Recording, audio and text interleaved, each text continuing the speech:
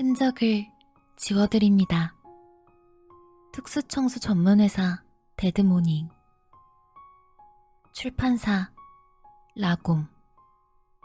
마에카와 호말의 지음. 이수은 옮김. 1. 생선초밥. 입고 있는 상복에서 희미하게 향냄새가 났다. 옆자리에는 아무도 앉지 않는다. 남에게 민폐가 되는 정도는 아니지만 결코 기분 좋은 냄새가 아니다. 곧이어 도쿄역에 도착한다는 안내방송에 나는 천천히 자리에서 일어섰다. 엄마가 채소 주스와 냉동식품을 잔뜩 챙겨준 탓에 짊어진 백팩이 묘하게 어깨를 파고든다. 이런 건 아무데나 판다니까. 아무에게도 들리지 않게 혀를 찬 다음 출구를 향해 걷기 시작했다. 밤바람은 모공이 쪼그라들 듯한 차가움을 머금고 있었다. 오늘 밤은 DVD나 빌려볼까 하는 생각에 비디오 대여점으로 향했다. 좀비 영화와 에로 영화를 빌려서 잠이 올 때까지 틀어놓고 싶었다. 장례식 날에 좀비 영화라니 좀 생각이 없어 보이나 싶기도 했지만 달리 보고 싶은 작품이 떠오르지 않았다. 카운터에는 남자 점원이 있었다. 오늘은 마음 편하게 에로 영화를 빌릴 수 있겠다. 곧바로 매장 안쪽에 있는 성인 코너의 커튼을 젖혔다. 좀비 영화 3편과 에로 영화 1편을 손에 들고 계산대로 갔다. 계산하고 있을 때 다시 향냄새가 코끝을 스쳤지만 어느새 익숙해지고 있었다.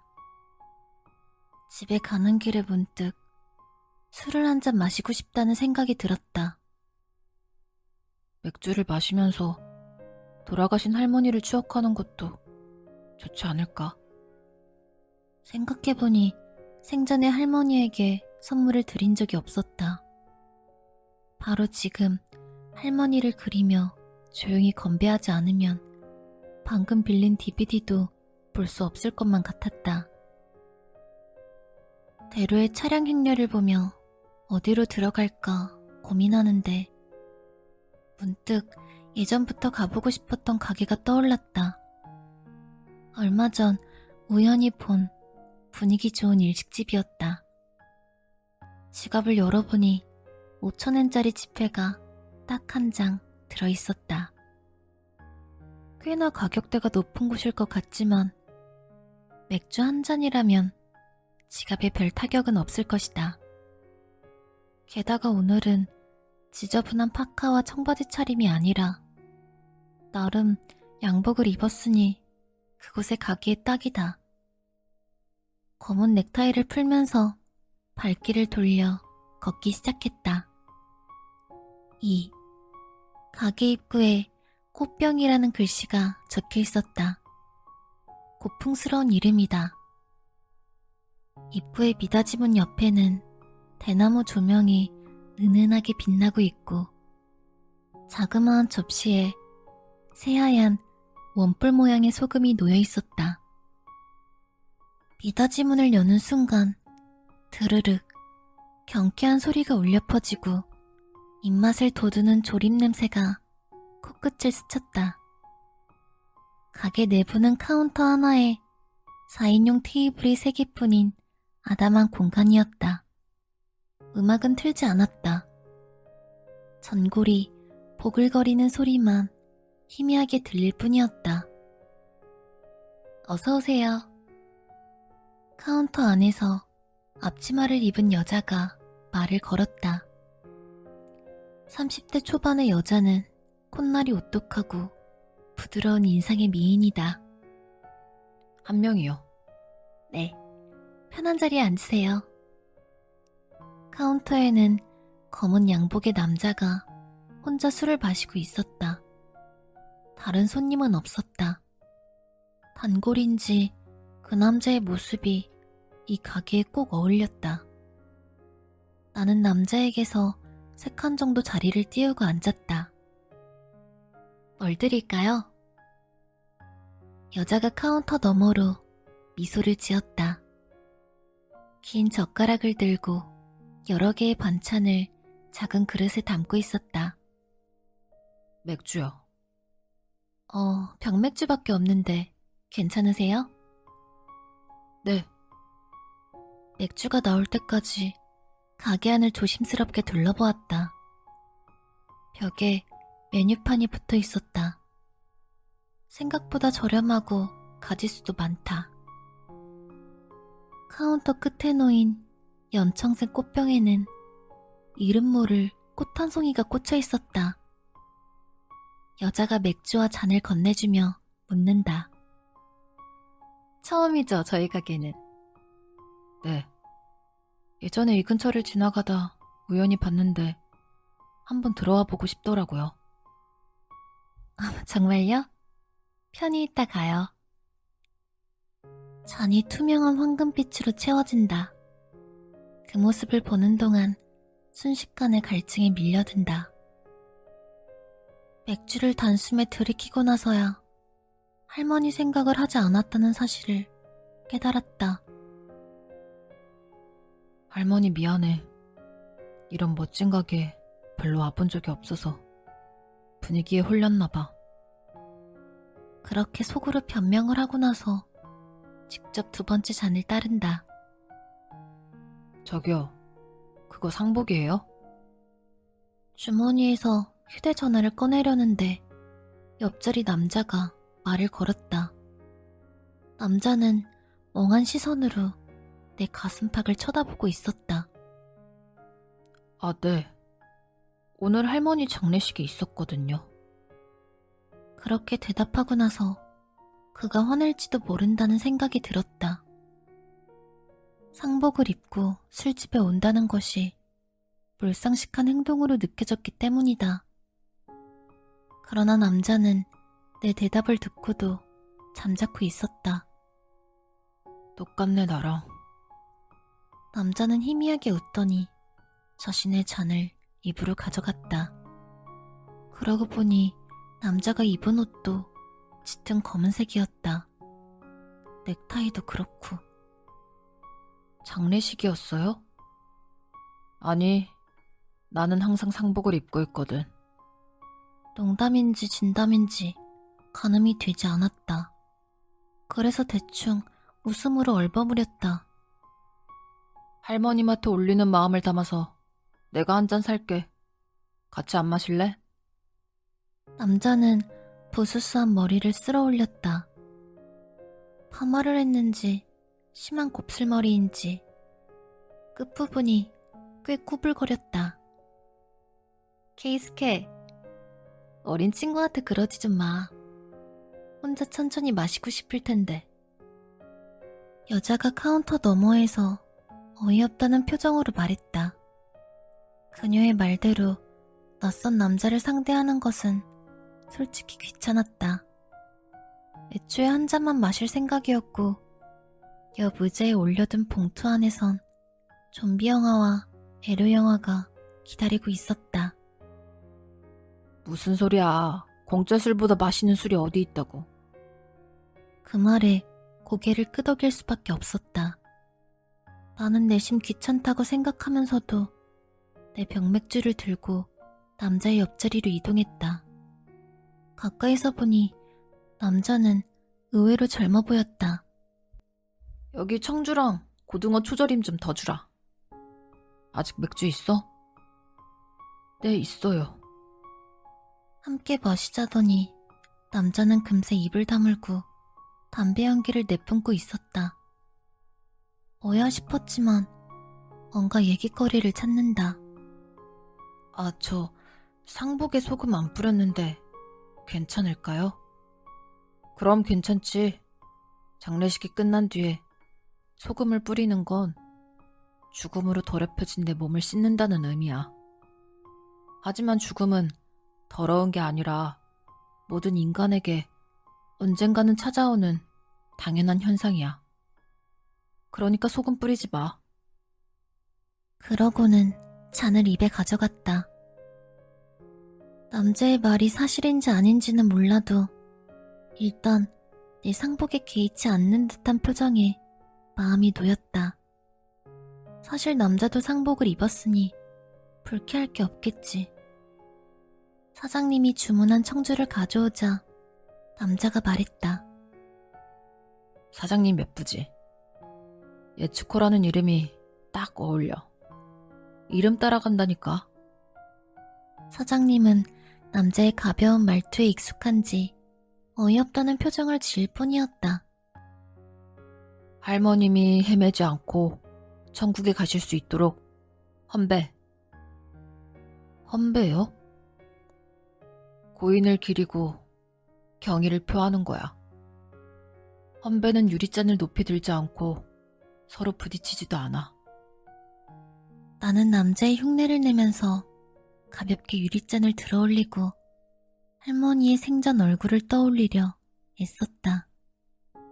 하지만 뇌리에 떠오르는 것은 영정 속 모습뿐이었다. 맞다. 이름이 뭐야? 아사히 와타루요. 잘 부탁해. 난 사사가와. 사사가와는 처진 눈매 때문인지 서글서글해 보였다. 이 가게에 자주 와요?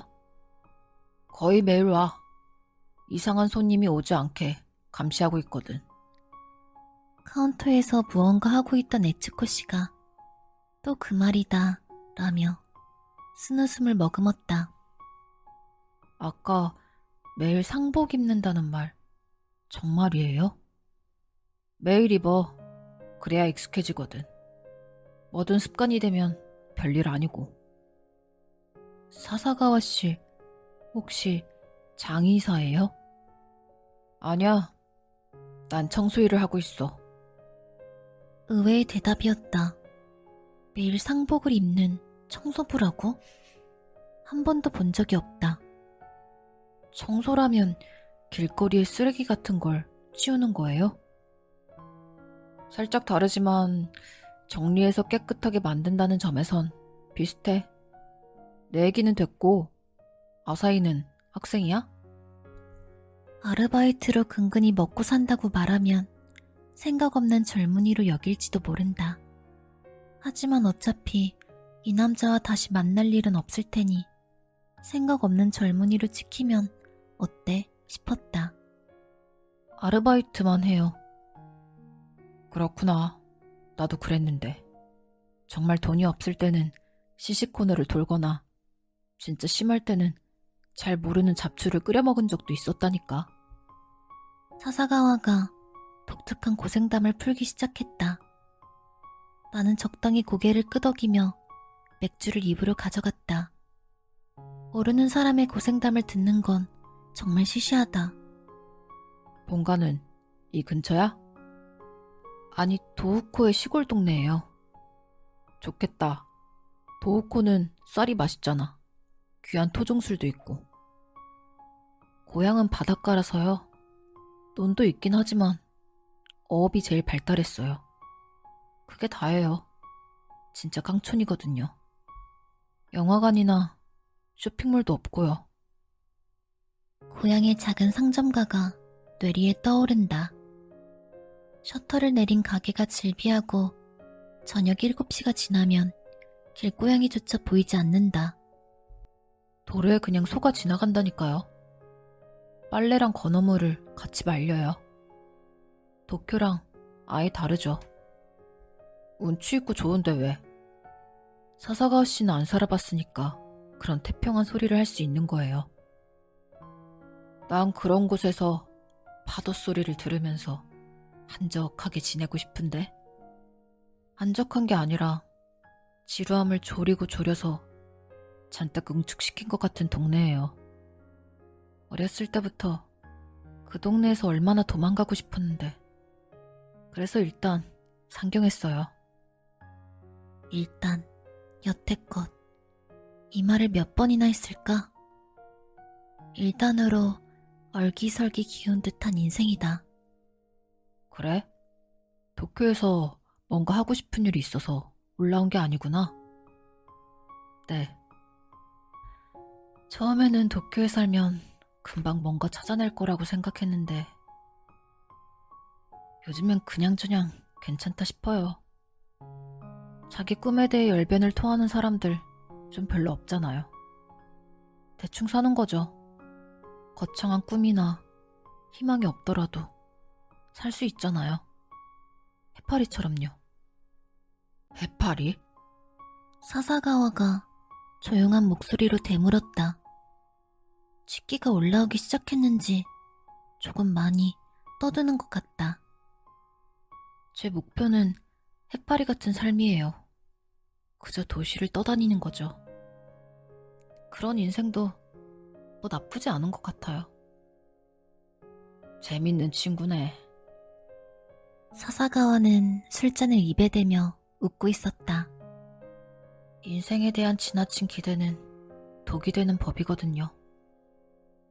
약간 고개를 숙이며 유리잔을 가볍게 흔든다. 방금 내뱉은 말은 잡지에서 읽은 영상 크리에이터의 말이었다.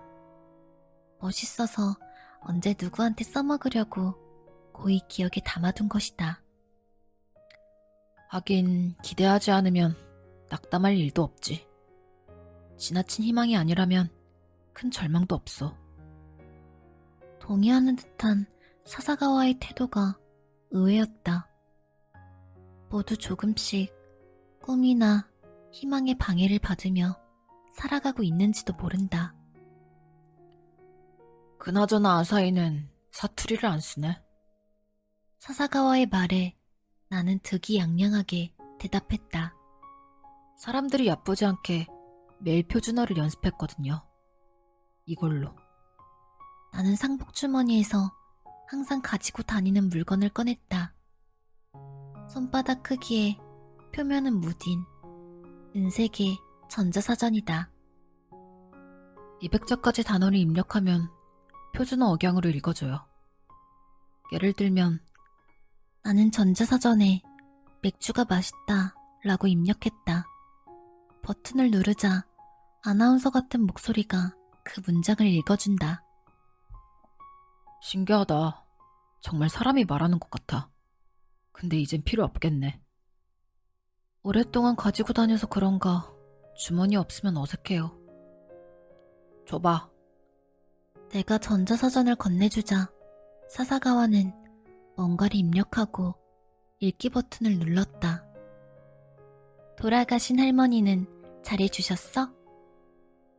귀에 익은 음성이 들렸다. 다시 할머니 얼굴을 애써 떠올려 본다. 역시나 영정만 눈에 선하다. 어렸을 때는 같이 살았거든요. 친할머니인데 어머니와 사이가 별로 좋지 않아서 요 몇 년은 소원했고요. 신경을 더 썼으면 좋았을 텐데. 거짓말이다. 부고를 듣기 전까지 할머니 생각은 조금도 나지 않았다. 그저 잘 지내고 계시겠지 했을 뿐이다. 다 그런 거지 뭐. 같은 도우코에 사시긴 했어요. 완고한 분이라 남한테 신세지기 싫으셨던지 나중에 혼자 사셨어요. 그래서 돌아가시고 6일이 지난 후에야 발견되었고. 살짝 미지근해진 맥주에 입을 댔다. 할머니의 장례식은 가족장으로 치러졌다. 뷔페가 진행된 탓인지 관은 닫혀 있어 마지막까지 얼굴을 볼 수 없었다. 장례식을 잘 치러드렸으니까 할머님도 하늘나라에 잘 가시지 않았을까? 근데요, 희한하게도 할머니의 생전 얼굴이 생각나지 않아요. 아무리 생각해봐도. 지금은 돌아가신 충격으로 기억이 잘 나지 않을 뿐이야. 사사가와가 담담하게 말했지만 나는 조용히 고개를 흔들었다. 솔직히 내가 지금 어떻게 생각해야 할지도 모르겠어요. 있는 그대로 받아들이기 어려운 것 같고. 사람의 감정은 얽힌 실타래처럼 복잡해. 어려운 거지. 그럴지도 모르지만 억지로 슬픈 척이라도 하면 진짜 슬퍼질까요? 사사가와는 대답하지 않았다. 그가 뿜어낸 담배 연기가 만화 속 말풍선처럼 뭉게뭉게 흘러갔지만 그 안에서 어떠한 말도 찾을 수 없었다. 3. 가게를 나서며 느낀 것은 맹렬한 메스꺼림이었다. 평소에는 마시지도 않는 청주를 사사가와가 주는 대로 받아 마신 것이 문제였다. 관자놀이 언저리의 동맥이 폭주하고 있다. 괜찮아? 청주를 괜히 줬나?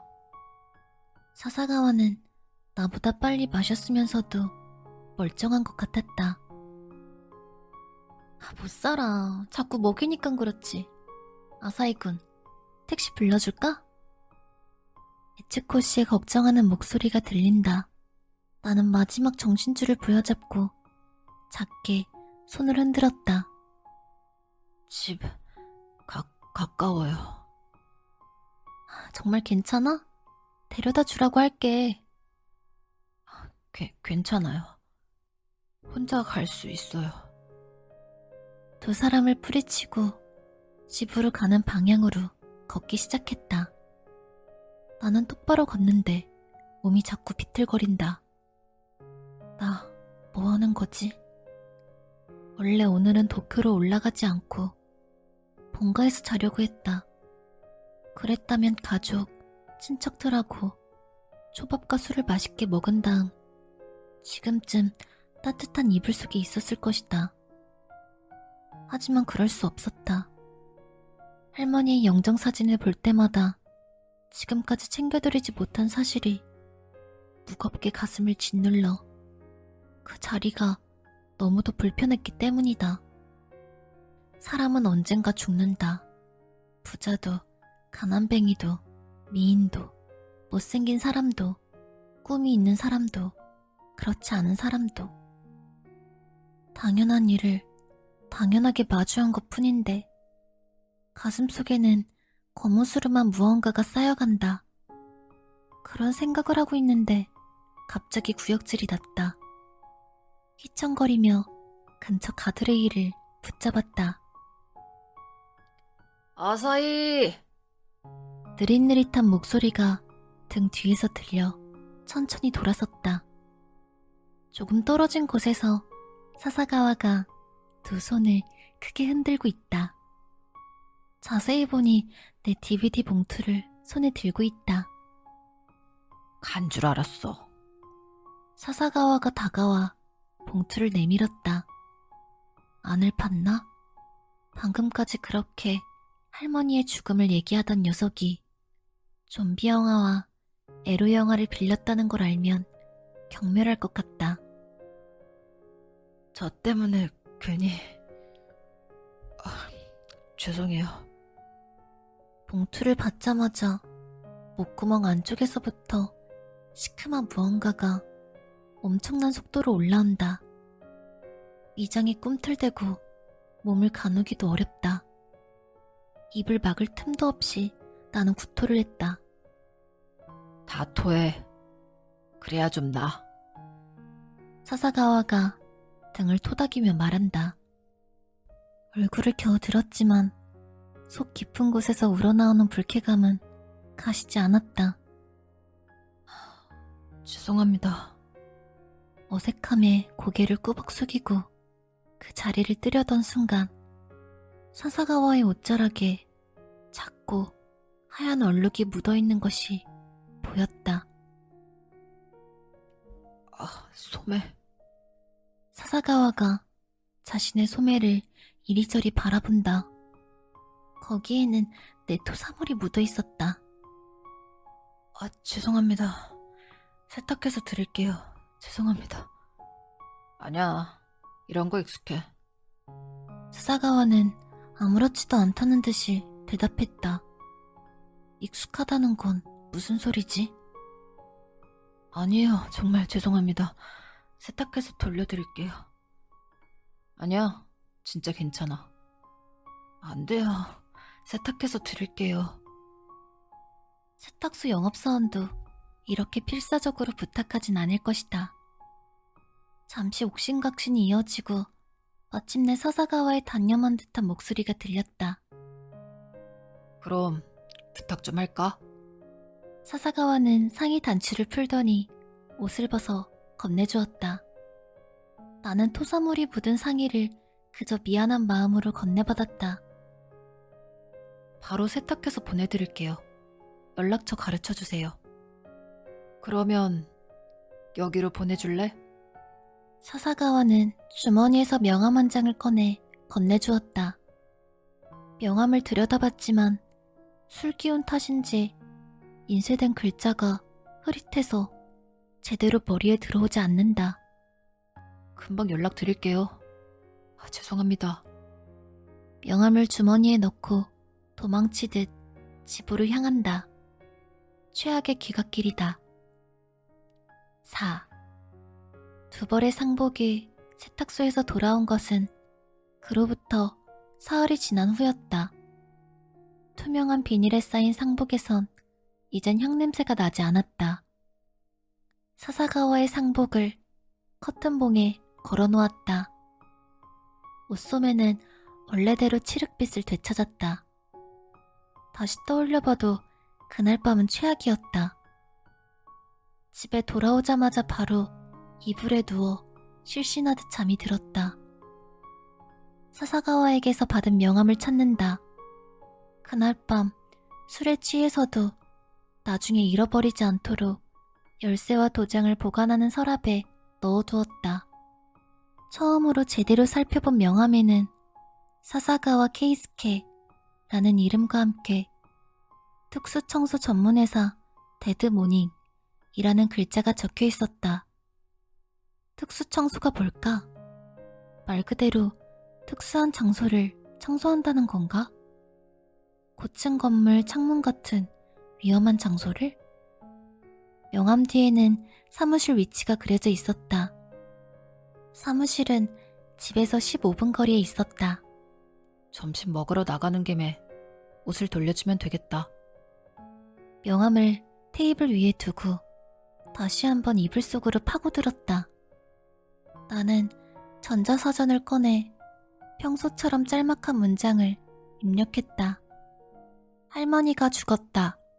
향냄새가 사라지지 않는다. 그 목소리는 조금도 슬프게 들리지 않았다. 집을 나선 것은 점심시간이 지나서였다. 일단 근처 덮밥집에 들렀다. 밥을 기다리는 동안 문득 지금 가지고 있는 상복이 정말로 사사가와의 옷이 맞는지 걱정되기 시작했다. 내 상복과 같이 세탁소에 맡겼는데 상복이란 게 디자인도 비슷비슷하고 우린 체격도 비슷하다. 분명 내 상복에는 가격표가 안주머니에 달려있었을 것이다. 세탁소 비닐을 걷어올려 안주머니 쪽을 한번 들여다봤다.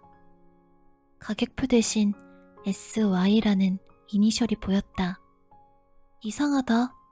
이름이 사사가와 케이스케라면 이니셜은 SY가 아닌데 하는 생각이 잠시 들었지만 내 옷하고 바뀌지 않았다면 문제는 없었다. 배를 채운 다음 명함을 한 손에 들고 걷기 시작했다. 길가에는 낙엽들이 바람 따라 날아다니며 빙글빙글 돌고 있었다. 바로 얼마 전까지 귀를 막고 싶을 정도로 매미가 울어댔는데 벌써 이런 계절이 되었다. 명함에 표시된 장소에는 낡은 상가 건물이 있었다. 상가의 빛바랜 베이지색 타일벽은 노인의 피부색 같았고 엘리베이터도 없었다. 1층 우편함에는 수많은 전단이 빽빽하게 꽂혀 있었다. 우편함 중 하나에 데드 모닝이라고 손글씨가 쓰인 박스 테이프가 붙어 있었다. 2층으로 올라가려고 건물 계단에 발을 내디뎠을 때 무언가가 내 발밑을 빠져나가는 기척이 느껴졌다. 그 물체는 익숙한 듯 톡톡톡 계단을 올라간다. 한 계단씩 올라갈 때마다 긴 꼬리가 메트로처럼 좌우로 살랑인다. 그쪽으로 가면 안 돼. 고양이는 목줄도 없었다. 설마 이런 상가 건물에서 고양이를 기르지는 않겠지. 본가에서 고양이 3마리를 키웠기 때문에 다루는 것은 익숙했다. 휘파람을 불며 가까이 다가가자 금방이라도 쓰다듬을 수 있을 것 같았던 갈색 고양이는 다시 계단을 뛰어 올라갔다. 안 된다니까. 나도 덩달아 따라간다. 갈색 고양이는 복도를 지나 어느 문 앞으로 가더니 발톱으로 문을 핥히었다. 그 문에 지저분한 글씨로 데드모닝이라고 쓰인 박스테이프가 붙어있음을 깨닫는 순간 천천히 문이 열렸다. 그렇게 긁으면 금방 문 망가져. 말 자꾸 안 듣지. 문 너머로 얼굴을 내민 사사가와는 어딘지 모르게 전에 만났을 때와 분위기가 달랐다.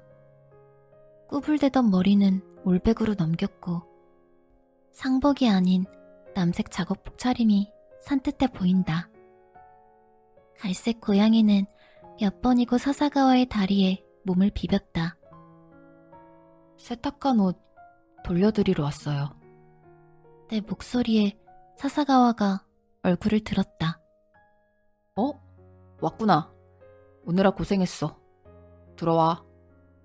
갈색 고양이가 나보다 먼저 문틈으로 몸을 쏙 넣었다. 현관을 지나자 오른쪽에 주방, 왼쪽에 화장실과 욕실이 있어서 일반 아파트처럼 보였다. 주방에는 인스턴트 커피 병과 머그잔만 있을 뿐 휑한 모습이었다. 짧은 복도 끝에 있는 방은 어두컴컴했다. 정면에 있는 작은 창문이 살짝 열려 있었지만 창밖으로 옆 건물이 바로 보이는 것을 보면 채광을 기대하기는 어려울 듯 했다. 금방이라도 곰팡이가 필 듯 눅눅한 공기가 감돌았다. 방 안쪽에서는 서류들이 널브러진 큼직한 책상이 있었다. 엄청 쌀쌀해졌지? 사사가와의 말에 애매하게 고개를 끄덕인다. 고양이는 옆에 있던 의자에 올라가더니 금세 몸을 말았다. 이 고양이는 여기서 기르는 거예요? 가끔 이렇게 찾아와. 털 상태도 좋고 살집도 있으니까 누가 기르는 것일 수도 있고. 다시 한번 둥글게 몸을 만 고양이에게로 시선을 옮긴다. 확실히 길고양이 치고는 지나치게 경계심이 없다. 이름이 있어요? 털이 갈색이고 뽀송뽀송하게 생겨서 카스텔라라고 불러. 그나저나 세탁소에 맡기느라고 고생했겠네. 사사가와는 건네받은 상복을 방 안쪽에 있는 책상 위에 올려놓았다. 그곳은 아무리 봐도 윗사람이 앉는 자리처럼 보였다. 사장님이에요? 직함은 그렇지. 사장님이라고 해봐야 나랑 직원 하나 있는 조그만 회사야. 와, 대단하네요. 사사가와는 다시금 살짝 미소를 짓고 나서 카스텔라의 머리를 쓰다듬었다. 맞다. 아사히는 아르바이트를 한댔지? 오늘 일은? 오늘은 휴일이에요. 혹시 오늘 한가해? 괜찮으면 좀 도와줄 수 있어? 일당도 오늘 바로 줄게. 기본 6,000엔. 일 잘하면 1만엔. 어때? 뜬금없는 권유에 놀랐지만 오늘 별다른 일정은 없었다. 청소 아르바이트요?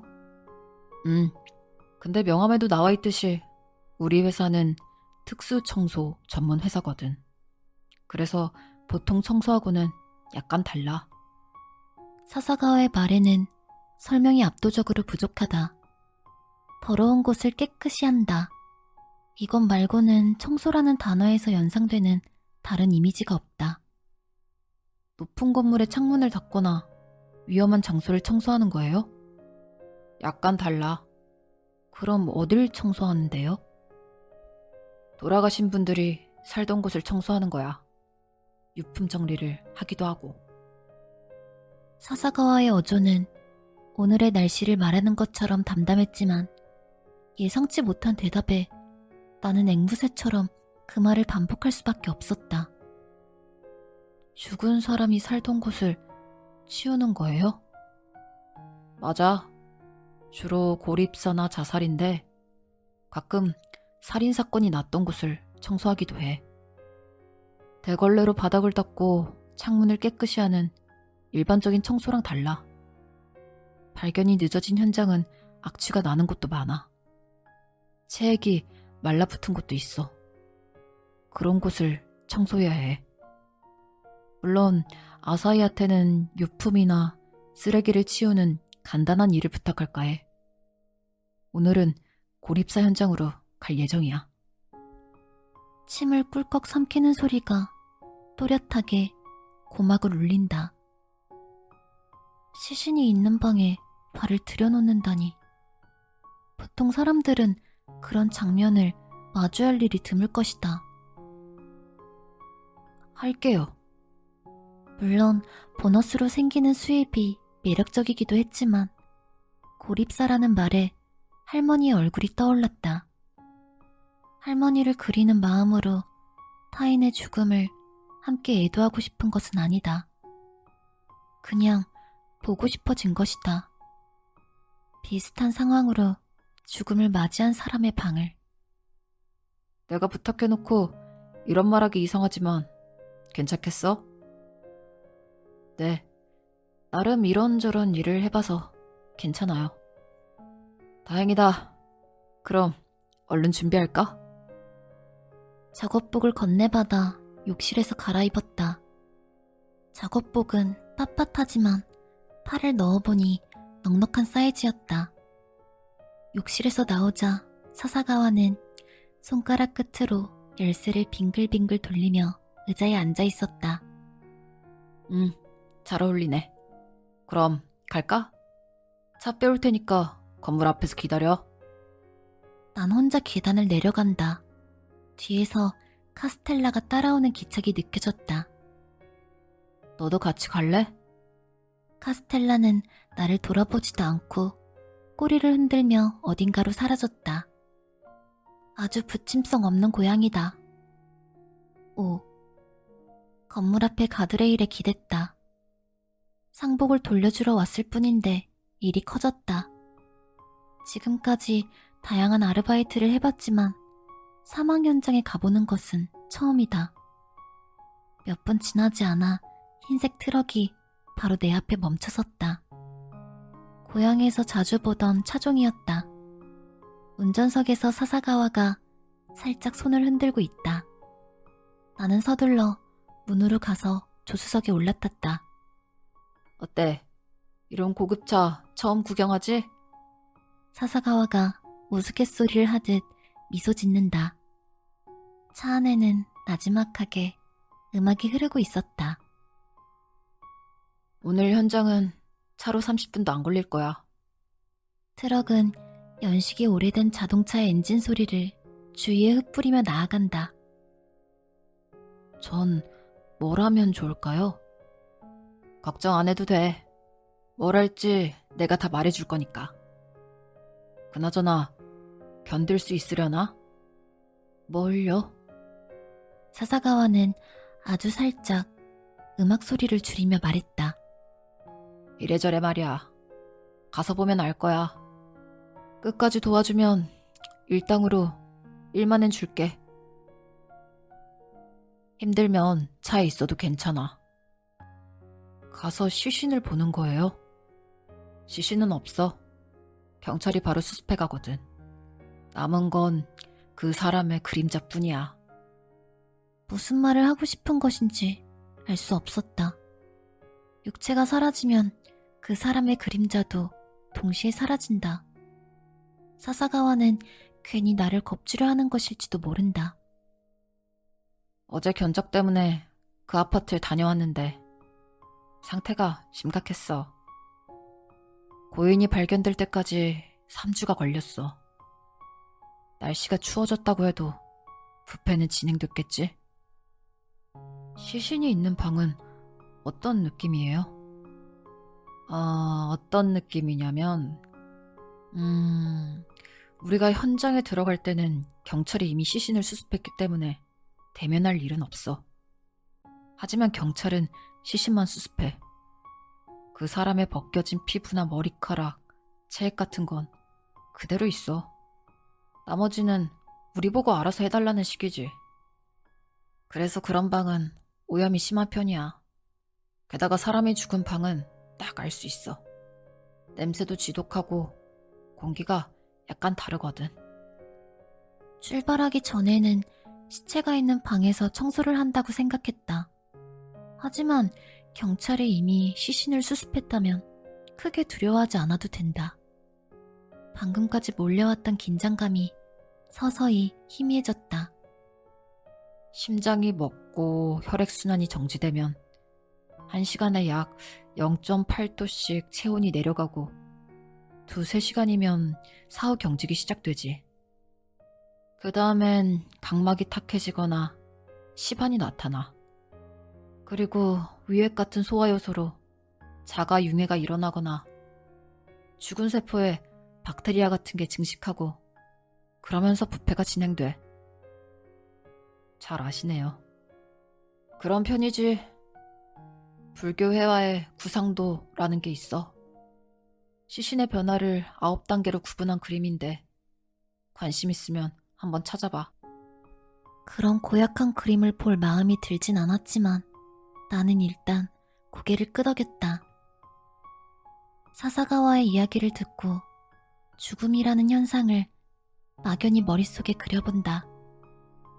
누구에게나 똑같이 일어나는 일이지만 나에게는 현실성 없는 남의 일에 불과했다. 창문 밖으로 낯선 거리의 풍경이 서서히 펼쳐졌다. 이 노래 알아? 지금 나오는 노래요? 모르겠어요. 반복 재생인지 계속 같은 곡이 차 안에서 흘렀다. 반복되는 일정한 리듬에 유난히 어두운 보컬의 목소리가 더해진 곡이었다. 흥겹지는 않지만 계속 듣다 보니 점점 귀에 익숙해진다. 블루 먼데이라는 노래야. 보컬이 노래를 한다기보단 누구한테 편지를 읽어주는 것처럼 들리지 않아? 그게 좋아서. 그 말을 듣고 보니 그런 것도 같았다.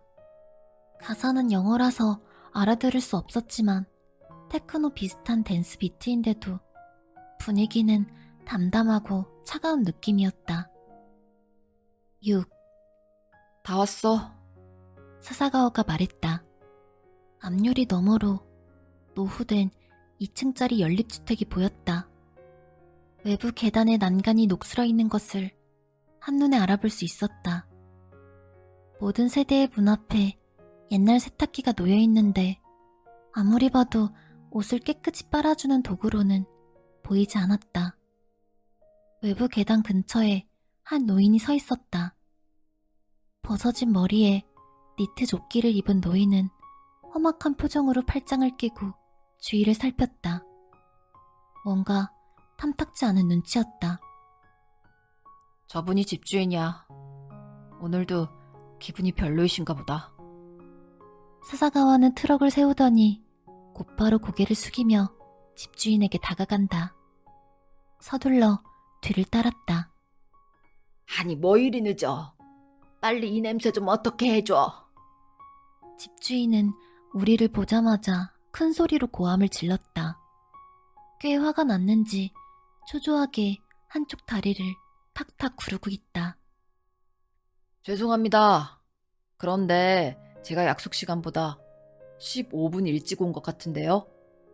사사가와가 침착한 어조로 답해도 집주인의 표정은 변하지 않았다. 아휴 누가 몰라? 동네 주민들도 이 냄새 좀 어떻게 하라고 난리야. 사장도 장사 오래 했으면 알잖아. 좀 말이야. 고객을 1분 1초라도 빨리 도우려는 마음을 보여줘야지. 집주인은 더욱 흥분한 듯 일방적으로 언성을 높였다.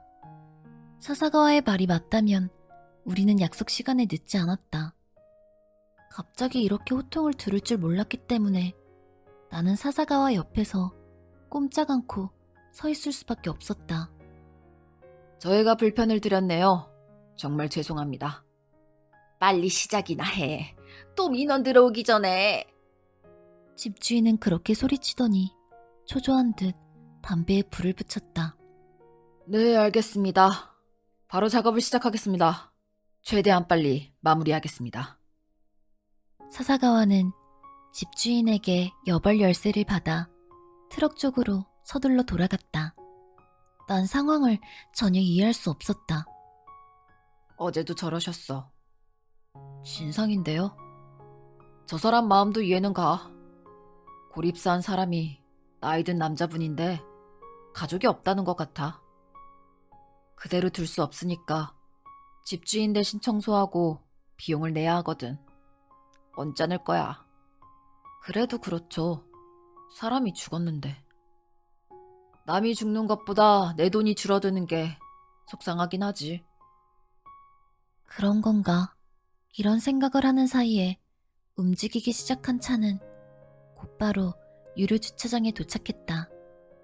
엔진이 멈추자 갑자기 주변이 침묵에 휩싸였다. 일단 뒤에 있는 청소도구를 꺼낼까? 사사가와의 말에 나는 트럭에서 내려 뒤쪽 짐칸으로 향했다. 짐칸에 덮어놓은 초록색 시트를 걷자 온갖 청소도구들이 드러났다. 양동이, 고무장갑, 박스테이프, 비닐, 빗자루, 밭에 농약을 뿌릴 때 쓰는 것 같은 노즐이 달린 기계도 있었다.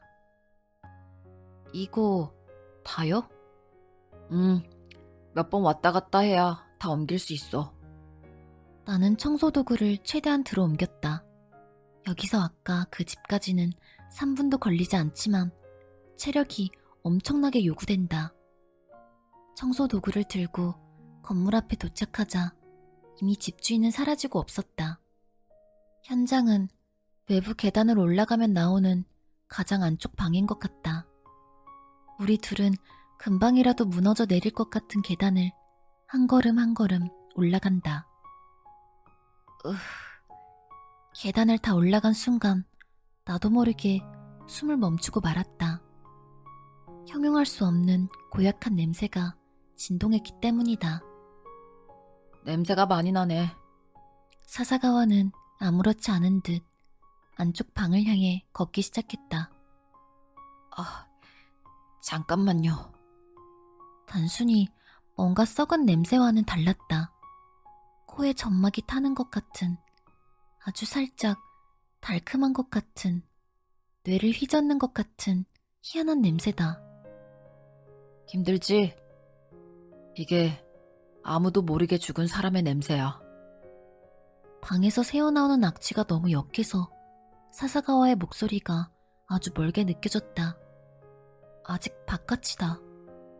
이제부터 집 안으로 들어간다니 말도 안 된다. 숨을 참으며 문 앞에 선다. 사사가와는 문 앞에 시트를 깔고 박스테이프로 붙였다. 이 위에 짐을 올려놔. 트럭에 한 번만 더 갔다 오면 되겠다. 여전히 코를 쥐어뜯고 싶은 고약한 냄새가 풍기고 있었다. 짐을 시트 위에 내려놓으면서 눈앞의 현관문을 바라본다. 옆집과 하나도 다르지 않은 하얀색 문이었다. 옆에선 지저분한 옛날 세탁기와 뚜껑도 없는 전기 계량기가 침묵하고 있었다. 현관문 앞에 청소 도구를 모두 옮겼을 무렵에는 이마에 땀방울이 맺혀 있었다. 고개를 들어 하늘을 보니 쾌청한 가을날처럼 구름 한 점 없는 연한 하늘빛이 펼쳐져 있었다. 이 냄새가 아니라면 심호흡이라도 하고 싶은 날씨였다. 힘 빠졌어? 아직 시작도 안 했는데. 사사가와가 나를 도발하듯이 말했다. 이 정도로 멀려. 금방 적응하죠. 그렇게 말하면서도 나는 어느새 숨을 참고 있었다. 사사가와는 운반해 둔 청소 도구 중에서 방호복과 고무장갑 그리고 고글을 꺼냈다. 반짝이는 검은색 방독 마스크도 시야에 들어온다. 비옷을 먼저 입고 고무장갑을 껴. 체액이나 파리가 들어오지 못하도록 소매는 박스테이프로 단단히 막고. 건네받은 박스테이프는 빨간색이었다. 만약을 대비해 피가 안 통할 정도로 박스테이프를 소매에 감는다. 그렇게 벌레가 많아요? 많지. 파리나 구더기가 생기거든. 여름철만큼 심하진 않지만 사후 3주는 됐으니까. 근데 어제 견적 보러 왔을 때 살충제를 뿌려놔서 거의 죽었을 거야. 사사가와의 이야기를 듣고 소매에 박스테이프를 한 바퀴 더 감았다. 등줄기에 싸늘한 땀방울이 흘러내린다. 이제 신발에 비닐 커버를 씌우고 고글이랑 방독 마스크를 착용하면 끝이야. 고글을 착용하고 방독 마스크로 손을 뻗는다. 마치 게임이나 영화 속에 등장인물이 된 기분이었다. 드디어 제대로 숨을 쉴 수 있겠다. 그럼 들어갈까? 사사가와는 두 손을 모으더니 짐 속에서 꽃 한 송이를 꺼냈다. 그리고 현관 앞에 천천히 내려놓았다. 스위트피 좋아야. 유명한 노래도 있잖아. 아, 옛날 노래라 잘 모르겠구나. 현관 앞에 놓인 스위트피 조화는 꽃잎이 연분홍빛이었다. 독특한 모양의 꽃잎에 신기한 주름이 잡혀 있었다. 내 정신 상태 때문인지 모르겠지만 그다지 예뻐 보이진 않았다. 실례하겠습니다. 무언가 스치는 듯한 불쾌한 소리가 나더니 문이 열렸다. 태풍이라도 오면 금방 날아갈 듯 얄팍한 문이다. 곧바로 콘크리트 현관 바닥이 눈에 들어온다. 후줄근한 지압 신발이 쓸쓸한 모습으로 가지런히 놓여 있었다. 먼저 주검 청소부터 시작할 거야. 현관 쪽에서 얼굴을 들자 거실로 이어지는 짧은 복도에 검은 점 같은 것이 한 무더기 굴러다니고 있었다. 무수한 파리의 사체였다. 순식간에 온몸에 돋은 소름이 평생 없어지지 않을 것 같았다. 부패한 냄새를 맡은 파리가 시신의 알을 까려고 오거든. 파리 알은 하루면 부화해서 윙윙거리기 시작해. 눈앞에 펼쳐진 풍경은 일상과는 거리가 멀었다. 무수한 파리가 있다는 사실만으로 평범하게 그지없는 방이 지옥으로 변한 것이다. 아사히, 쓰레받기와 빗자루. 아, 그리고 70리터짜리 봉투도. 아, 네. 현관 앞에 갖다 놓은 짐을 안에 들여놔. 태어난 사사가와의 모습이 왠지 꺼림칙하다. 어찌어찌 현관 앞으로 나가 사사가와가 부탁한 것들을 가져다 준다. 파리를 밟으면 더 지저분해져서. 사사가와는 집안의 복도에서 뒹구는 파리의 사체를 빗자루로 쓸어내 쓰레받기에 담는다. 평소에 늘 하던 익숙한 일인 것처럼 재빨리. 봉투를 벌리고 있는 것은 내 역할이었다. 고개를 돌린 채 순서대로 제거되는 파리의 사체를 곁눈질로 바라봤다. 몇 분 지나지 않아 짧은 복도에서 파리는 모두 사라졌다. 대신 비닐봉투 안에 지옥 같은 광경이 펼쳐졌다. 다 됐다. 다음은 초기 소독이야. 약품 분무기 줄래? 사사가와가 가리키는 쪽에 노즐이 달린 기계가 있었다. 손에 들자 묵직했고 안에서 액체가 흔들리는 느낌이 들었다. 농약 치는 기계 같네요. 사사가와는 약품 분무기의 노즐을 천장으로 향하더니 본체의 펌프를 눌렀다. 치익하는 소리와 함께 약품이 안개처럼 살포된다. 지금부터 고인이 있던 곳으로 갈 거야. 괜찮겠어? 그럼요. 빨리 정리하시죠. 온 힘을 다해 괜찮은 척했다. 속마음은 당장 집으로 도망치고 싶지만 사사가와의 등 뒤에 숨듯 따라 나선다. 방독 마스크를 쓰고 있어도 악취가 나는 것만 같았다. 사사가와가 소독액을 뿌릴 때마다 이 냄새가 당장 사라지기를 마음을 다해 기도하게 된다. 현관에서 집 안으로 한 발 들어서자마자 오래된 싱크대가 보였다. 싱크대에는 카레가 말라붙은 흰 접시와 고양이 캐릭터가 그려진 머그잔이 있었다. 싱크대 가장자리에 은색의 빈 용기가 열린 채 방치돼 있었다. 사사가와는 그 위에도 주저없이 소독액을 살포한다. 마지막 식사는 인스턴트 카레였나 봐. 인생의 마지막 식사치고는 너무 시시하네요. 언제 죽을지는 아무도 모르니까. 이런 마지막 식사도 있는 거지. 거실에 발을 들여놓았다. 채광이 좋은 유리창에는 파리가 몇 마리 달라붙어 바깥 세상을 차단하고 있었다. 세 평 남짓한 크기. 스산할 정도로 물건이 적었다. 선반이나 장롱 같은 가구조차 없었다.